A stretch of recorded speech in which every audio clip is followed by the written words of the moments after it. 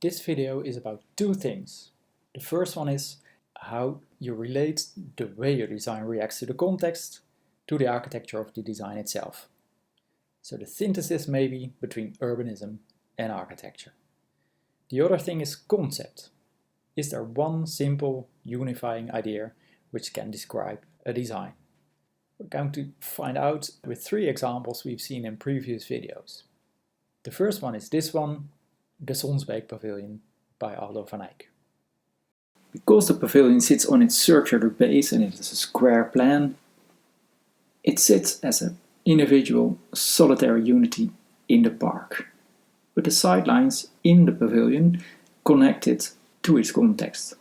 You could also say the circle of the base is repeating itself in the circular spaces in the pavilion itself.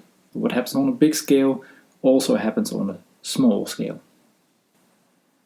If I want to see if there's a very clear concept to this pavilion, we've seen it already, there are actually three very simple ingredients: 6 parallel walls, circular spaces, transparency and sidelines because of the openings in the design, together resulting in a very rich spatial experience.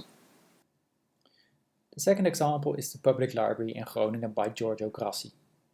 Again, the question is how the design reacts to the context related to the architecture of the building. The synthesis again between urbanism and architecture. The other question was, can you describe this building with one simple idea? Does it have a clear concept? We've seen these already, the isometric representation of the design and the situation drawing of the building in its street. So, to see how urbanism and architecture are related on an urban scale, the design repeats the morphology of the city, repeats the existing elements, and on an architectural scale, the same thing happens. Actually, the new design is repeating the existing townhouses. On a smaller scale even, it's repeating the existing detailing of the windows and the materiality of the brickwork.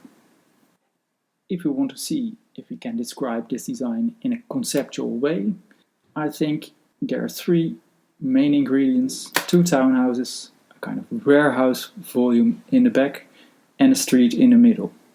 In the facade, the concept is a repetition of the existing facades. The third example is again the museum in Kanazawa in Japan.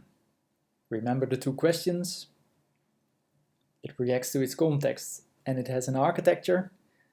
What's the synthesis between these two? Urbanism and architecture. And the other question was, is there a concept? One clear, simple idea. Let's try to find out. On an urban scale, the architects want to keep the building as open as possible, to keep this place in the city open. On an architectural scale, I think they also try to make the building as light and slender and transparent as can be. The boxes are separate boxes, so the spaces in between stay open and the sidelines stay open. Construction is very slender and everything is white. Everything as unobtrusive as possible. Conceptually, it's a transparent cylinder, a very low one, with a lot of square boxes on top of it. These three examples give you an idea how to relate your design on an urban scale level to the architectural scale, and they also show you the usefulness of concepts, of thinking about your design in a conceptual way. Thank you for watching.